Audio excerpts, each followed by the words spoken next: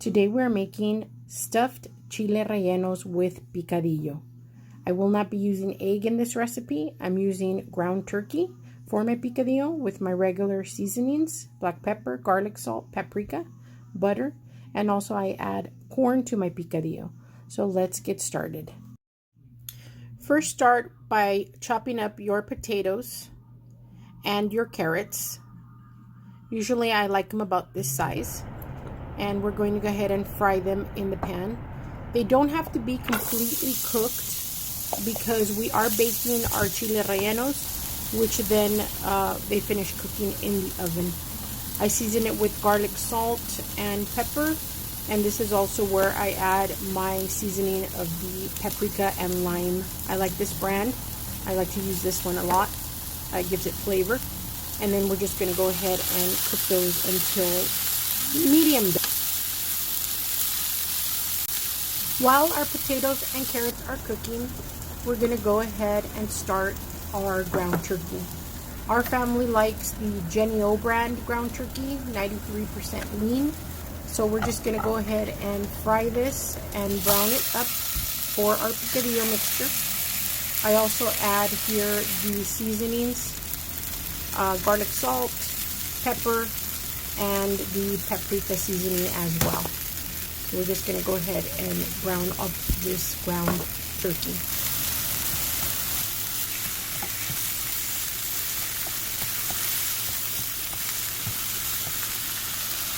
At this point, I add 3 slices of butter to my potatoes and carrots. I'm going to add a whole can of corn to the potatoes and mix well.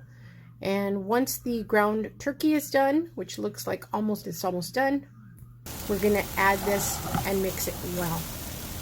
So you want to just make sure you mix all the ground turkey in with the potatoes, corn, and carrots.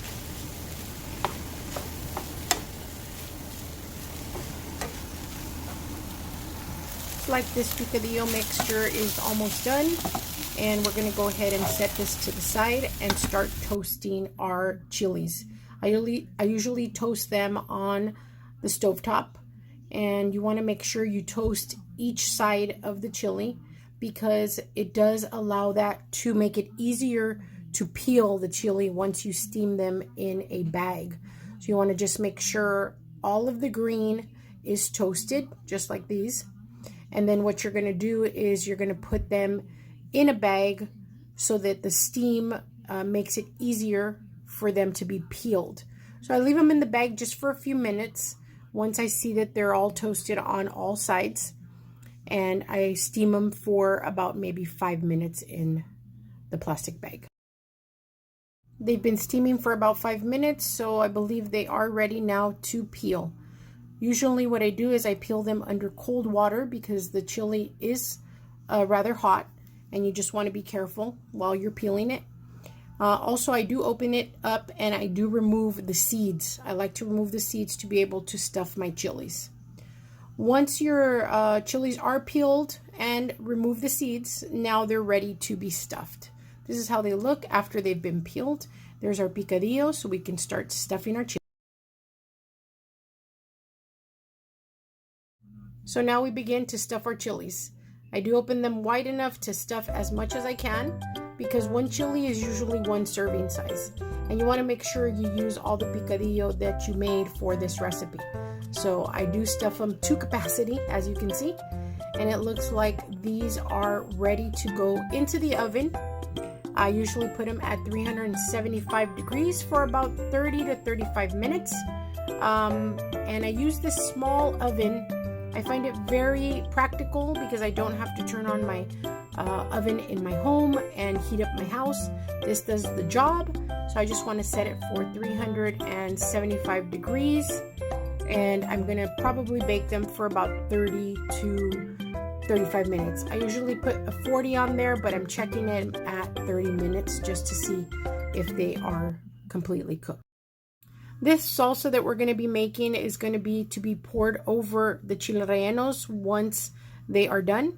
I add garlic, onions, and tomatoes to this. I have a little bit of olive oil in my saucepan already, and I'm going to add a spoonful of the minced garlic, so that I can saute my onions. I add some garlic salt here, and I just want to make sure you mix in well all the garlic and the onions. And then I'm going to add now my tomatoes to this mixture. Just sliced tomatoes. I use 2 tomatoes for this sauce. And we're just going to add a little bit more garlic salt as well and mix well. Once the onions and tomatoes have sauteed with the garlic, this is where I add 2 bottles of water. I also add 1 can of tomato sauce, and I put this to simmer. I also add 1 stick of butter to this sauce. This is the brand I like to use.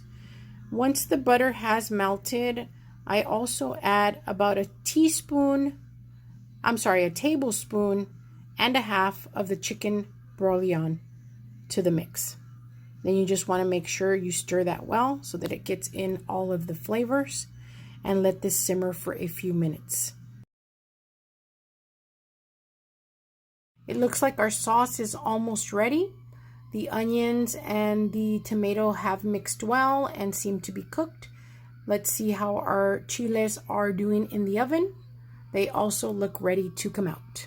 I usually place 1 chili in a small bowl, and as you can see, it looks a little dry, and this is why I add my sauce that I've prepared.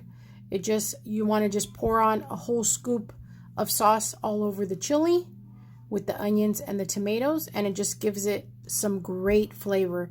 This sauce, you can use it for other recipes with shrimp, chicken. I've used it with lengua, so I add this sauce to a lot of different recipes.